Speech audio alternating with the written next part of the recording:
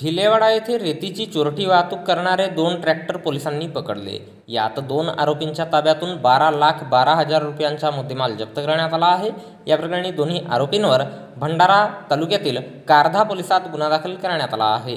भंडारा तालुक्यातील करजखेडा फाटा भिलेवाडा येथे दिनांक 16 एप्रिल रोजी रात्री 1 वाजता दरम्यान मिळालेल्या गोपनीय माहितीच्या आधारे कारधा येथील पोलीस पथकाने अवैध रेती उत्खनन करून रेती चोरी करून वाहतूक करणाऱ्या आरोपींवर कारवाई करण्याकरिता सापळा रचून कारवाई केली असता ट्रॅक्टर क्रमांक MH36 AG 7560 आणि दुसरा ट्रॅक्टर क्रमांक MH35 AJ 6140 या दोन्ही ट्रॅक्टरच्या चालक मालकांनी त्यांच्या ट्रॅक्टरमध्ये विना पास परवाना अवैधरित्या रेतीची चोरटी वाहतूक करताना मिळून आल्याने 2 आरोपींच्या ताब्यातून 2 ट्रॅक्टर, 2 ट्रॉली आणि 2 ब्रास रेती असा एकूण किंमत 12,12,000 रुपयांचा मुद्देमाल मिळून आला.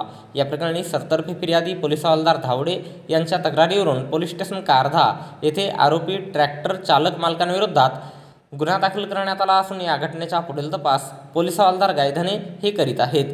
तर 2 आरोपींना पोलिसांनी अटकही केली आहे.